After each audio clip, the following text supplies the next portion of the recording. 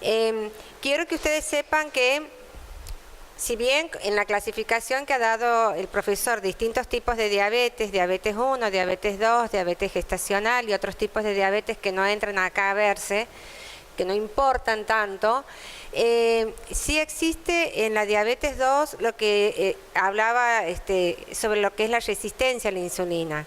Es decir, es la barrera para que la glucosa entre a los tejidos a hacer su efecto, porque nosotros movemos el cuerpo, hasta durmiendo consumimos glucosa.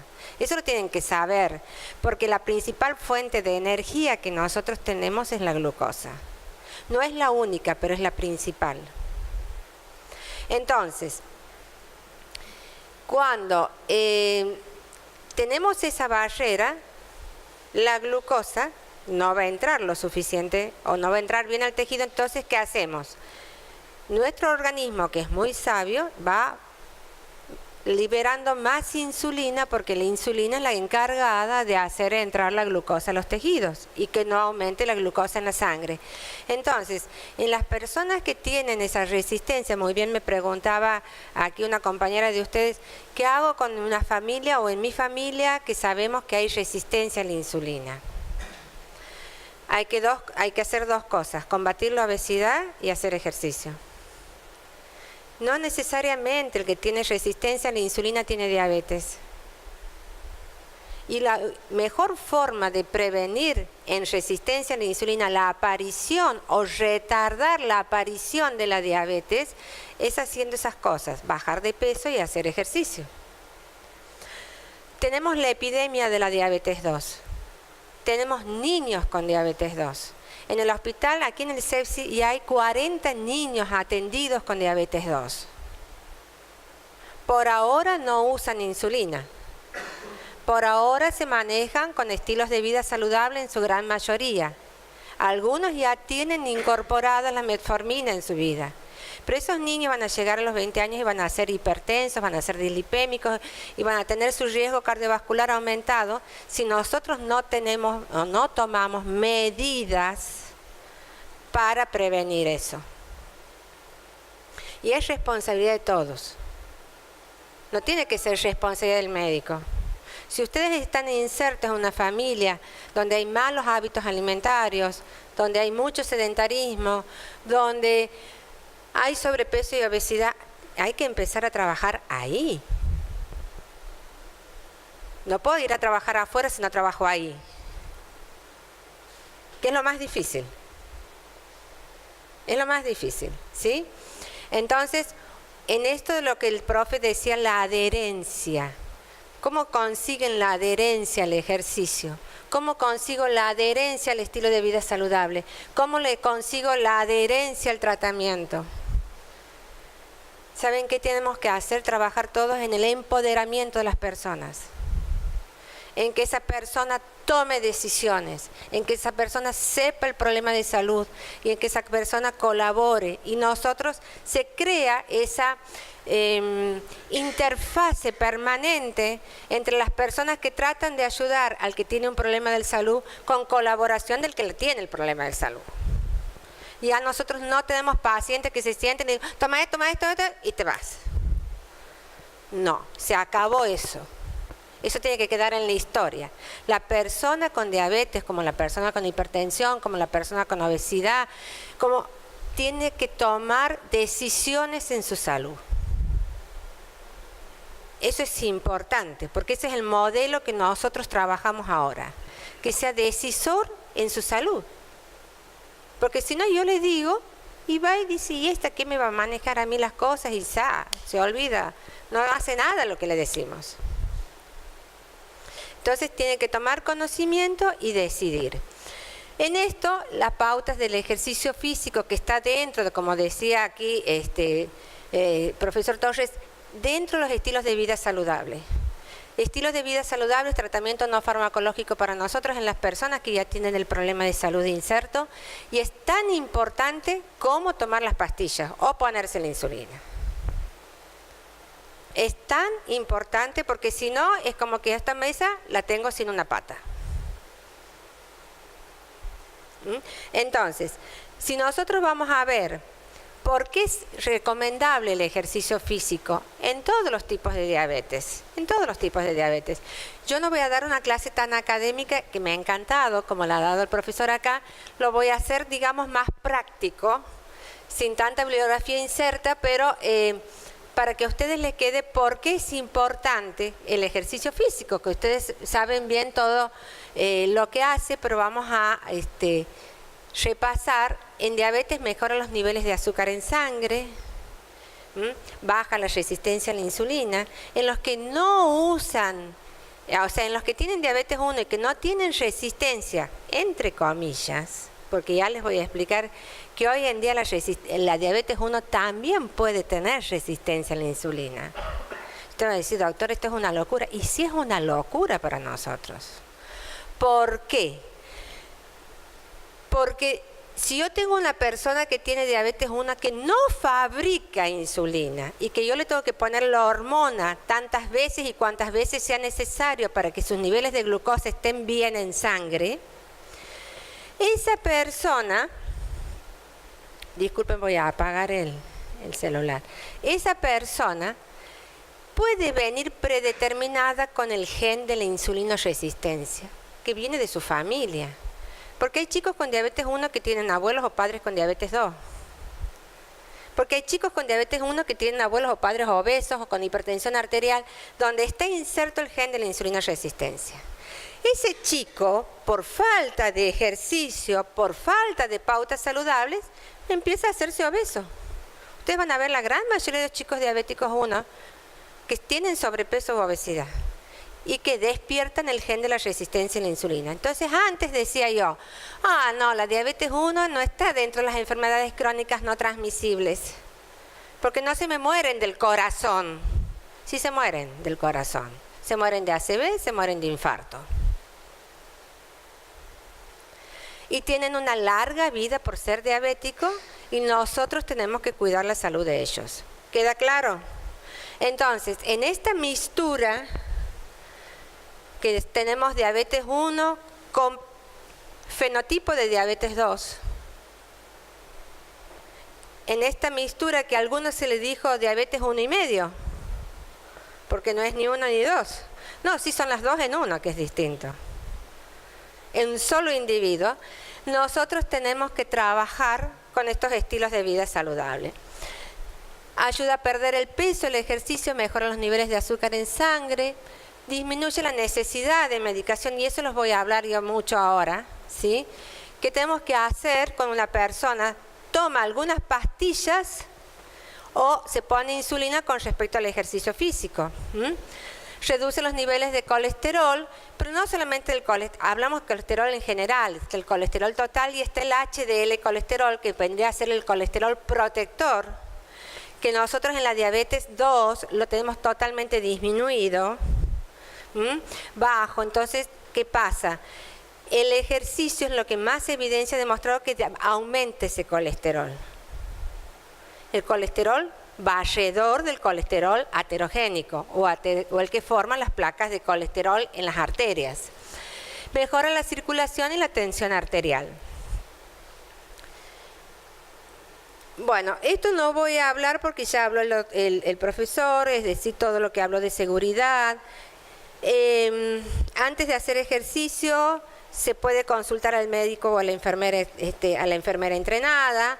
El ejercicio puede bajar los niveles de azúcar, puede ser necesario cambiar hábitos alimentarios, ajustar las dosis o las horas de tomar la medicación.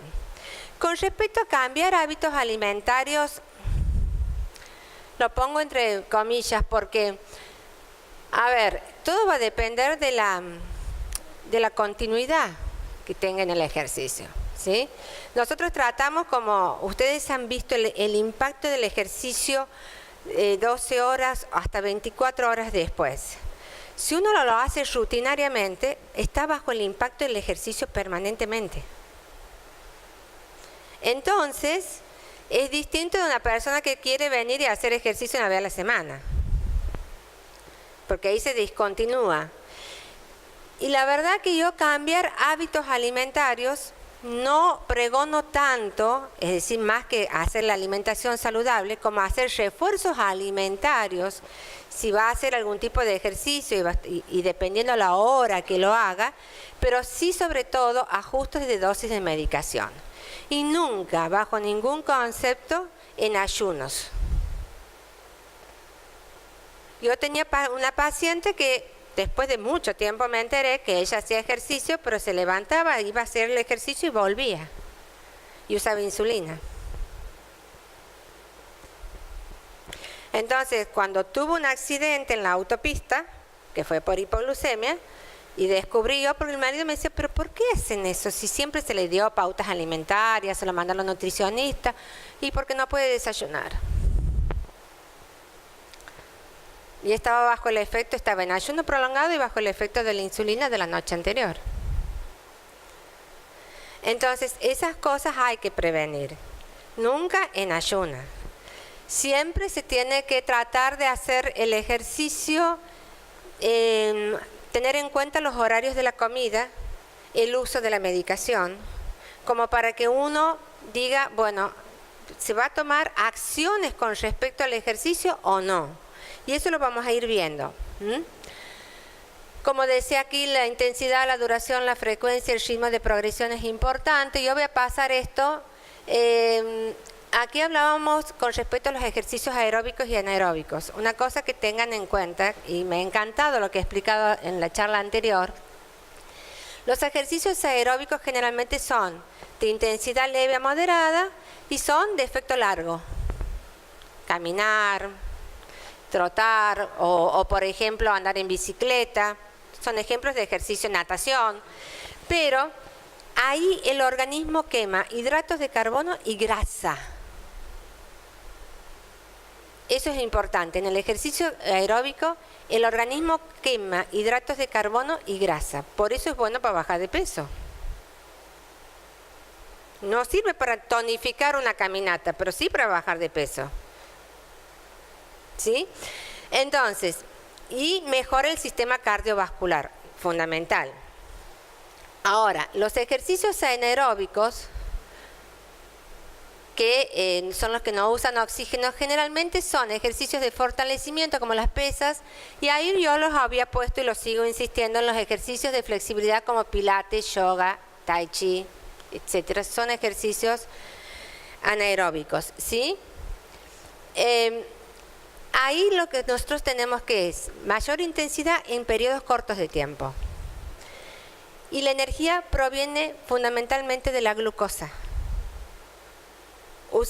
No queman grasa, usan la energía de la glucosa.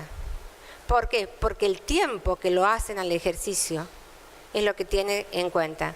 Lo primero que nosotros quemamos al hacer ejercicio es glucosa. Esa glucosa que sale del hígado, donde tenemos la principal fuente o el depósito de glucosa que se llama glucógeno.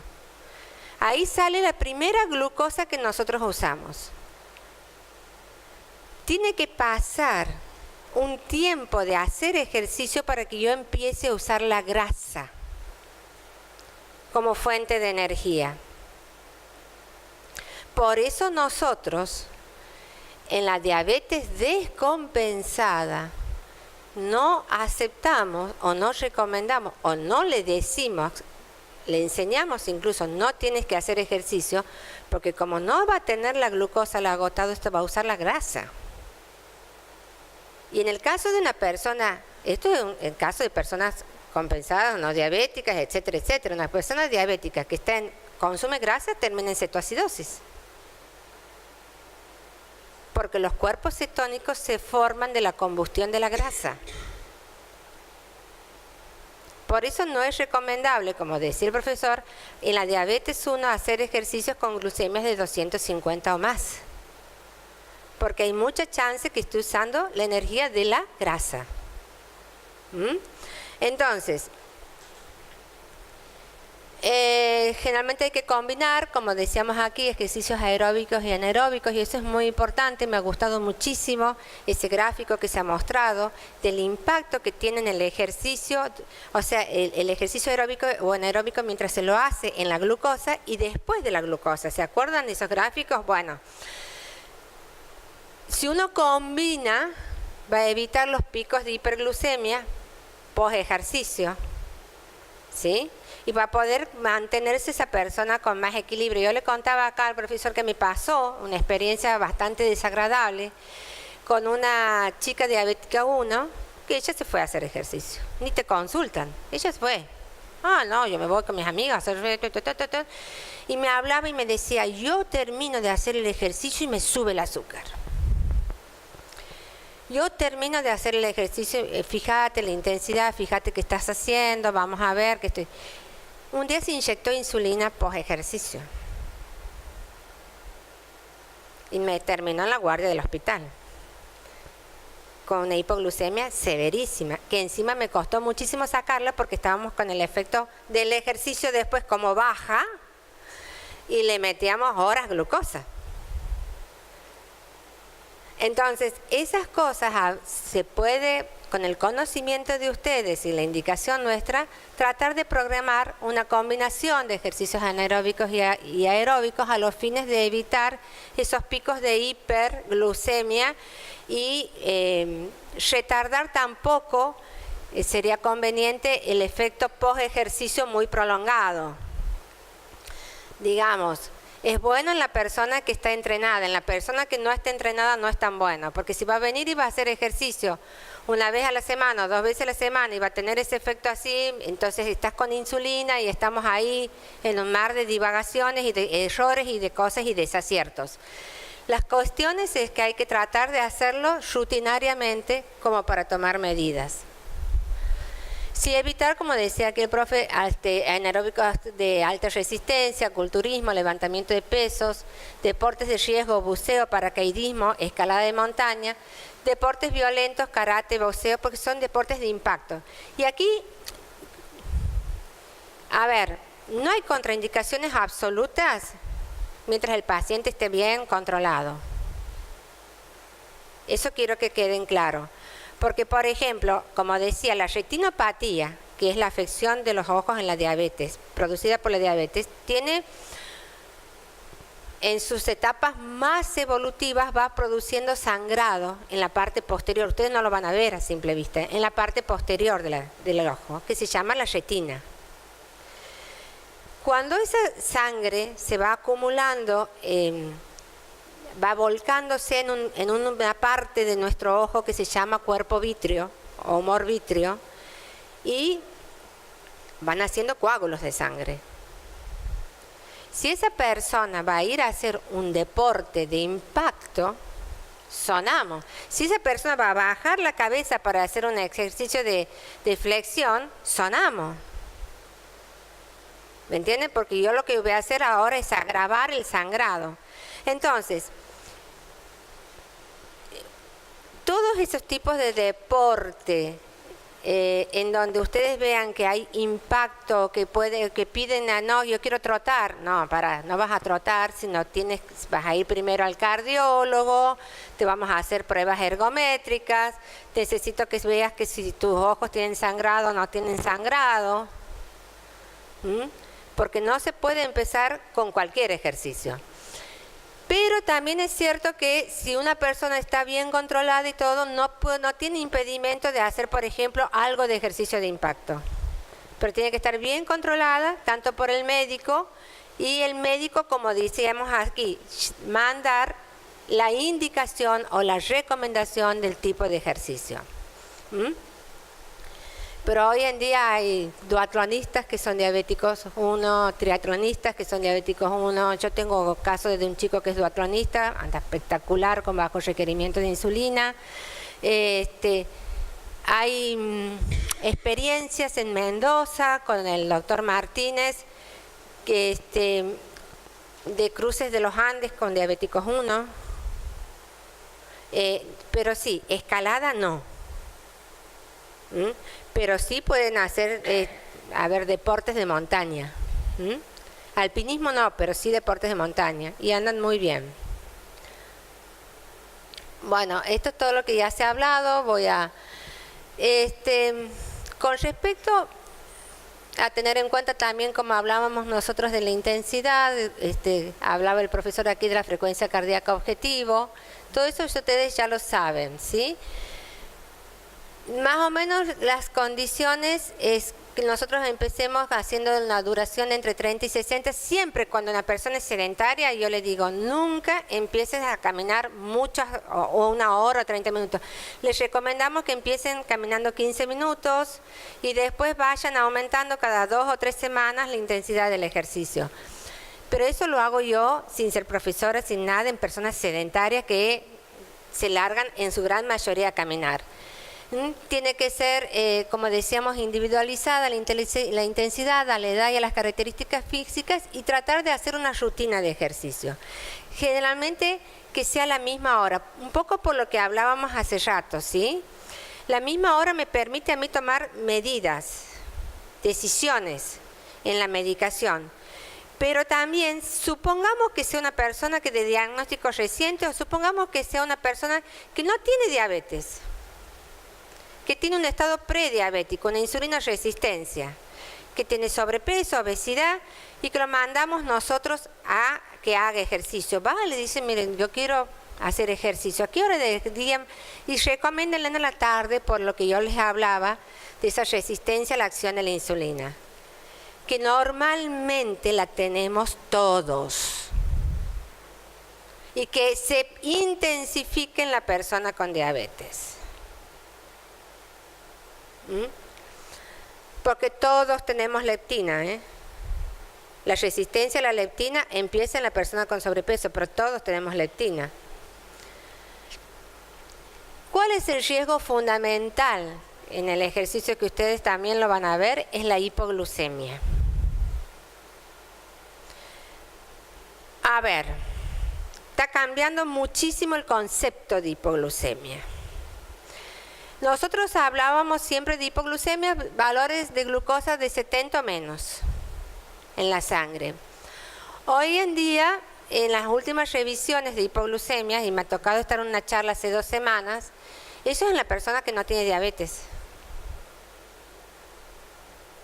Es decir, los chicos que se desmayan en la escuela, a la mañana, que no desayunan, generalmente con valores de 70 o menos hacen la hipoglucemia. Ahora, una persona con diabetes que ya puede estar acostumbrada a la hipoglucemia, puede estar en 60 y puede estar como yo acá hablándoles a ustedes. Y no tiene ni un síntoma de hipoglucemia. Entonces, generalmente nosotros en las personas que no, sáquense en el ejercicio, estoy hablando de lo que es la hipoglucemia en una persona con diabetes. Hablamos del riesgo de hipoglucemia severa cuando estamos con glucemias de 56 o menos. Ahora, como decía acá, con glucemias de 80, yo no recomiendo hacer el ejercicio si no tomo una medida. Porque yo no tengo la varita mágica de predecir cuándo va a tener 56. Y porque eso depende del individuo, no depende del libro. Hay gente que va a bajar más rápido que otra. Depende si ha comido o no ha comido, depende si está bajo el efecto máximo de acción de la insulina o no. Entonces, esas cosas hay que tener en cuenta. Pero generalmente, por eso ven, hipoglucemia, bajo nivel de glucosa en sangre. ¿Pero cuánto? Hasta ahora tenemos esos conceptos. La persona que no tiene diabetes, 70. La persona que tiene diabetes, imprevisible. Pero sí sabemos el riesgo de hipoglucemia severa, con valores de 56 o menos. Entonces, con respecto a esto, es los síntomas para reconocerla: sudor frío, temblores, nerviosismo, hambre, debilidad, palpitaciones, hormigueos. Es decir, ustedes están haciendo una gimnasia y también esa persona que está sudorosa, que no justifica que esté tan sudoroso, que esté medio agitado. Vos tienes diabetes, vení. Sepárate, deja de hacer el ejercicio. ¿Tienen medidor de glucosa? Le miden. No tienen medidor de glucosa, actúan en consecuencia. ¿En consecuencia de qué? Del síntoma que tiene. Porque es más grave la hipoglucemia que la hiperglucemia en ese momento. Porque si yo a una persona que tiene esos síntomas y no la tuviera la hipoglucemia, le doy un vaso de agua con azúcar o le doy una gaseosa no light, una coca o cualquier bebida gaseosa común, ¿yo qué le puedo subir? De 150 a 180. Pero si no actúo en consecuencia, lo que es 60 va a terminar siendo menos de 56. ¿Queda claro el concepto? Entonces, no importa si tienen el aparatito medidor de glucosa, que es la situación ideal. Y yo siempre les digo a mis pacientes, 2 cosas tienes que llevar, cómo salir de una hipoglucemia y el monitor de glucosa.